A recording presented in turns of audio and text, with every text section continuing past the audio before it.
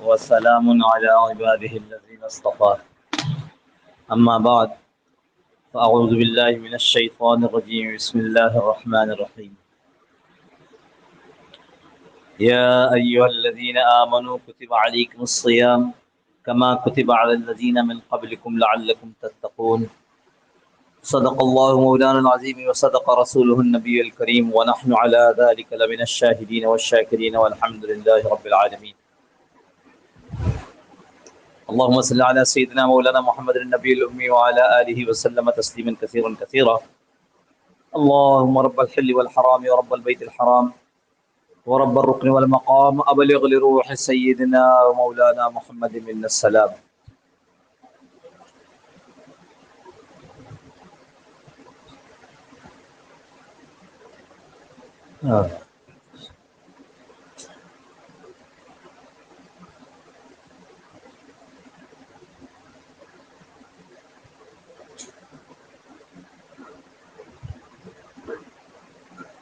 بزرگان محترم، رمضان کا مہینہ ہے. اس مہینے میں جب بات ہوگی، جہاں بات ہوگی رمضان ہی کے حوالے سے ہوگی. ہم نے رمضان کے ایک جمعہ پہلے رمضان کے حوالے سے بات شروع کی تھی اور خیال یہ تھا کہ رمضان کے پہلے جمعے کو وہ بات کر لیں گے، مکمل کر لیں گے، لیکن طبیعت کی خرابی کی وجہ سے حاضر نہ ہو سکا. اگر آپ کو یاد ہو، ہم نے یہ بات کی تھی کہ اللہ کائنات کے خالق ہے، الحمدللہ رب العالمین. وہ رب بھی ہیں، سب کے پالنے والے ہیں. میں نے مثال دی شیر کی، جس کو تازہ گوشت وہ ہر روز کھلاتا ہے اس لیے کہ وہ رب ہے. شیر کی کوئی نوکری نہیں ہے، شیر کی کوئی تجارت نہیں ہے کہ اس کے نتیجے میں اس کو کھانا ملنا ہے، لیکن اللہ نے پالنے کا اس کا نظام بنا رکھا ہے. یہ مثال دے کر میں نے عرض کیا تھا کہ جب درندوں کو پالنے کا نظام اللہ نے بنایا ہے تو اشرف المخلوقات انسان کو پالنے کا نظام نہیں بنایا ہوگا. اور پھر یاد کیجئے، ہم نے اس سے آگے یہ بات کی کہ انسان کی ضرورت صرف کھانا نہیں ہے، چونکہ یہ آخرت میں منتقل ہوگا، حساب کتاب ہوگا، جنت جہنم کا فیصلہ ہوگا. اس لیے جب انسان کے کھانے پینے کا انتظام اللہ نے کیا ہے تو یقیناً آخرت کے فائدے کا بھی انتظام کیا ہوگا. پھر ہم نے آخری بات یہ عرض کر دی تھی کہ دنیا کو اللہ ہی نے بنایا اور اس کو مزین کر دیا، اور انسان کو بنایا اور انسان کو کمزور. خلق الانسان ضعیفا، انسان کو ضعیف پیدا کیا. اور ادھر فرما رہے ہیں دوسری طرف زین للناس حب الشہوات من النساء والبنین والقناطیر، مزین کر دیا گیا. ہاں مزین سمجھتے نا، خوب زیب و زینت، خوب آرائش کر دی گئی. عورت اور بیٹے اور مال اور سونے چاندی، ان سب کو خوب مزین کر دی. اس کو کمزور بنایا اور اس کو ایسا بنایا کہ لوگوں کو کھینچے. اسی لیے وہ جو بعض بزرگوں کا قول ہے،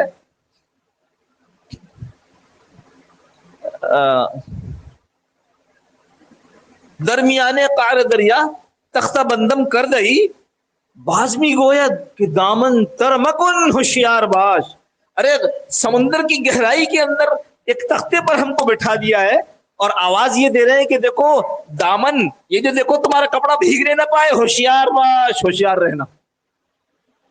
ارے دنیا کو اتنا مزین کیا اور کمزور ہمیں بنایا، اور چاہتا یہ ہے کہ ہم اللہ کے بندے بن کر رہے ہیں.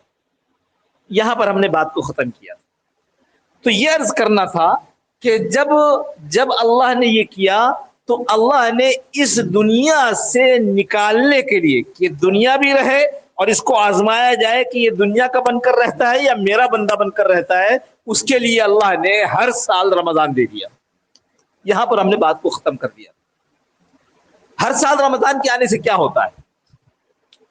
سب سے پہلا یہ سمجھیے کہ انسان کو اللہ کا بندہ بننے سے روکنے والے دو دشمن ہیں.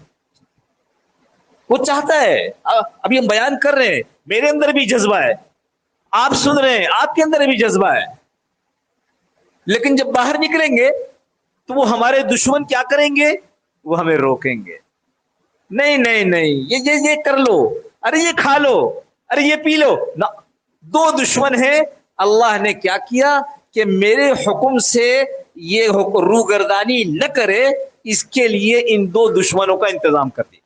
پہلا دشمن شیطان، رمضان آیا شیطان بند، قید، ایک دشمن سے محفوظ ہو گئے۔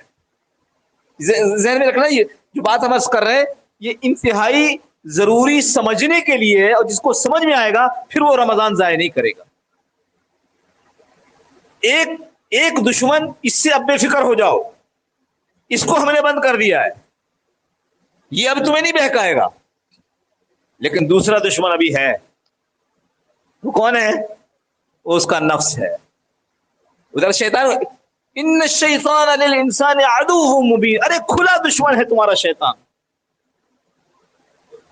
اور ایک چھپا دشمن ہے بین جنبیک، حدیث میں آتا ہے یہ تمہارے پہلو میں، اس کا نام نفس ہے۔ خود قرآن میں ان النفس لامارۃ بالسوء، ارے نفس تو بہت زیادہ گناہوں کے حکم دینے والا ہے۔ ایک دشمن کو بند کیا تھا، دوسرا دشمن تو چونکہ یہاں اندر بیٹھا ہے، تو اس کے لیے اللہ نے روزہ فرض کر دیا، صبح سے لے کر، صبح صادق سے لے کر مغرب تک بھوکے رہو۔ اس بھوک کا نفس پر بہت برا اثر پڑتا ہے، نفس کو کچلنے میں، نفس کو زیر کرنے میں، ہاں، بھوک سے زیادہ کوئی چیز معاون اور مددگار نہیں۔ ایک دشمن بند ہے، دوسرے دشمن سے مقابلہ کرنے سے پہلے اللہ ہمیں وہ ہتھیار دے رہے ہیں جس ہتھیار سے تم اس کا مقابلہ آسانی سے کر سکو۔ اور وہ ہتھیار کیا ہے؟ وہ بھوک۔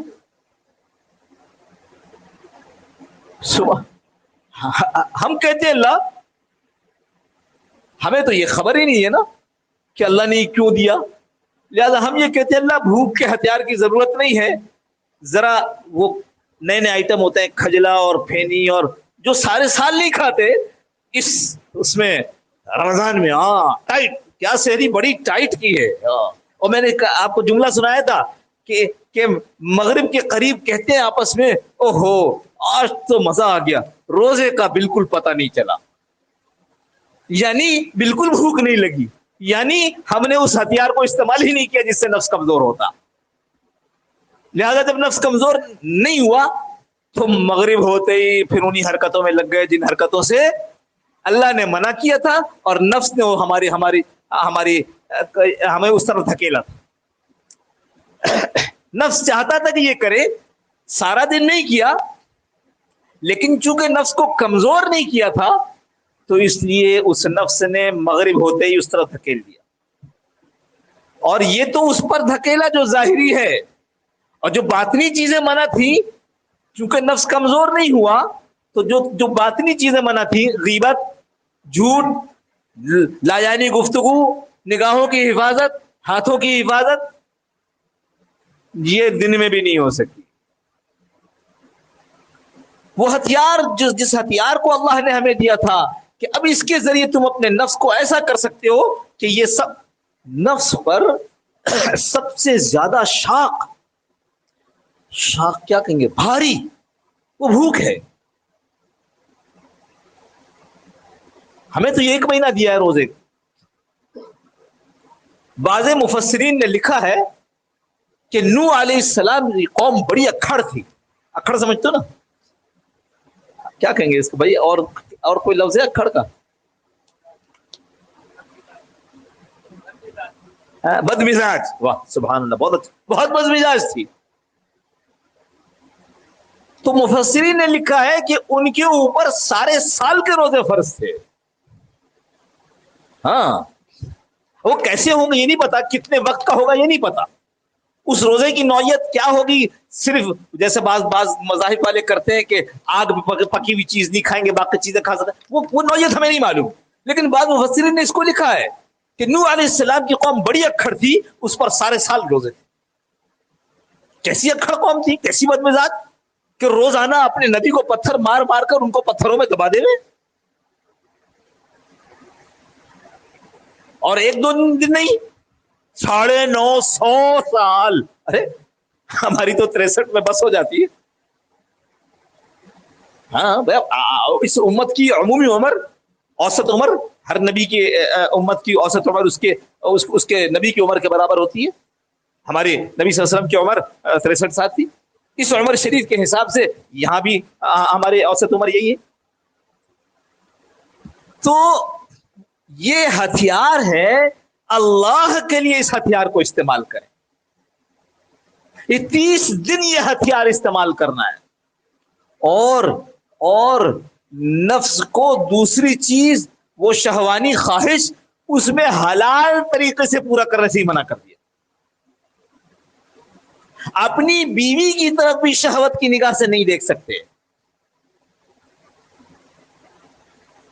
تو یہ دونوں چیزیں، یہ جسم کی بھوک اور پیٹ کی بھوک، اس دونوں کو ایسا کر دیا کہ گویا نفس اور خواہش کا ہم لفظ استعمال کر کچور نکال دیا۔ اب دونوں دشمن نہیں ہیں، اب کیا کرو؟ دل تو سڑا ہوا تھا، سارے سال گناہ کیے، دل تو سڑا ہوا تھا۔ اب اس دل کا قرب اللہ سے کیسے ہو؟ تو اس کے لیے بھی 2 طریقے دے۔ پہلا طریقہ کیا دیا؟ شہر رمضان الذی انزل فیہ القرآن۔ ارے یہ قرآن اللہ کا کلام، یہ رمضان کے ساتھ خاص مناسبت ہے، اس میں قرآن کے ساتھ لگ جاؤ۔ تو کیا ہوگا؟ فرمایا دلوں کو بھی زنگ لگ جاتا ہے، دل کو زنگ لگ جائے تو کس سے اترے گا؟ تلاوت قرآن سے اترے گا۔ دشمن دونوں بند، ایک بند اور دوسرا کمزور، اور اب میرے پاس اپنے دل کی پرانی کالک کو دور کرنے کے لیے اللہ نے قرآن دیا ہے۔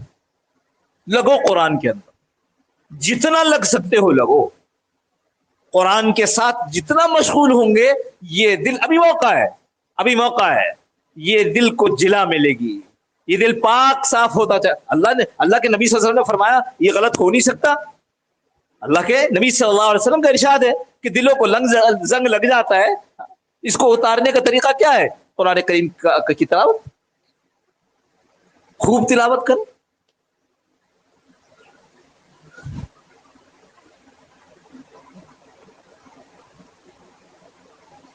اور دوسری چیز وہ بھی اللہ پاک نے یوں فرمائی، میرا بندہ مجھ سے سب سے زیادہ قریب کب ہوتا ہے؟ میرا بندہ مجھ سے سب سے زیادہ قریب سجدے کی حالت میں ہوتا ہے۔ ایک قرآن ملا، دل کو جلا مل رہی ہے، دل کا زنگ دور ہو رہا ہے۔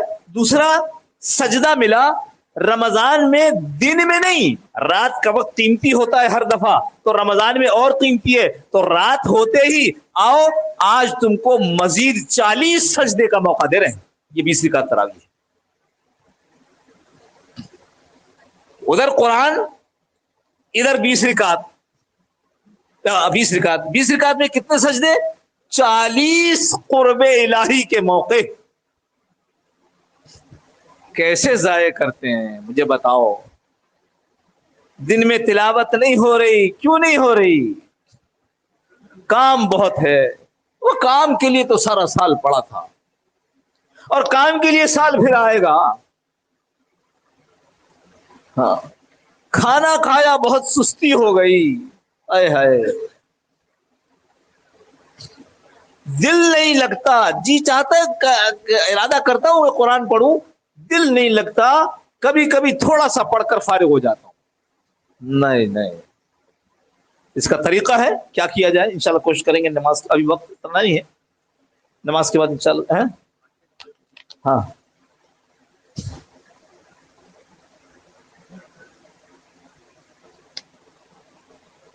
دیکھو ذرا سی بات ادھر ادھر ہو گئی، ذہن سے اتر گئی. جی ہاں. تو قرآن کریم میں دل نہیں لگ رہا، اس کی نماز کے بعد بات کر لیں گے مزید. اور 20 سجدے اس میں سب سے زیادہ سستی ہو رہی ہے. یا تو سارے دن کی تھکن کی وجہ سے نماز میں نیند میں ہے، نماز میں پتہ ہی نہیں چل رہا کہاں ہے، یا وہ 3 سپاروں والی تراویح پڑھ رہے ہیں، بہت قرآن ختم ہو جائیں گے اور اس وجہ سے قرآن کا پتہ ہی نہیں چل رہا، رکوع رکعت کا پتہ نہیں چل رہا. بھائی تھوڑا تھوڑا پڑھ لو، لیکن حاضر باش رہ کر سمجھ میں نہیں آ رہا مگر کانوں میں تو آ رہا ہے نا. وہ ہمارے ایک بزرگ فرمایا کرتے تھے کہ ہمارے وہ سرحد کے علاقے کے تھے، کے پی کے، کہنے لگے جو تراویح پڑھنے والا بہت تیز پڑھے اور بہت جلدی تراویح ختم کرے تو کہتے تھے یہ تو کافر ملا ہے. کافر کہ مطلب بہت اچھا، یہ تو کافر ملا ہے. یہ ہم نے کسی بزرگ سے خود سنا ہے، اس لیے عرض کر رہے نہ بھائی آرام سے پڑھنے والا. آپ سوچو ذرا، تیز پڑھنا ایسے کہ قرآن کی بے ادبی ہو رہی ہو، توہین ہو رہی ہو، اور میں وہاں پیچھے کھڑے ہو کے اس میں شریک ہوں، یہ جائز ہے میرے لیے؟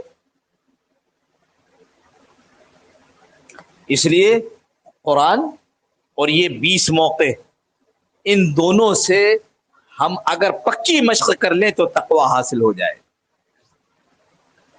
اور یہ تقوی پھر سارا سال چلے گا. اور جب یہ نہیں کریں گے تو جیسے 15-20 رمضان، 30-40 رمضان گزر گئے ویسے یہ بھی گزر جائے گا. ایک اور عرض کر دوں، کیونکہ اگلے جمعے میں پھر آپ کو تیاری کا موقع نہیں ہوگا، اس لیے ایک ہفتہ پہلے عرض کر رہا ہوں. وہ 20 دن گزر جائیں گے، آخری عشرہ شروع ہوگا، تو اب تقوی میں کوئی کمی رہ گئی، کوئی مسئلہ رہ گیا تو آؤ میرے گھر میں میرے مہمان بن جاؤ، اعتکاف کر لو. جب میرے گھر میں مہمان بنو گے تو میں جاتے جاتے تمہیں تقوی کی کمی کو پورا کرتے ہوئے تحفتاً تقوی دے کر رخصت کر دوں.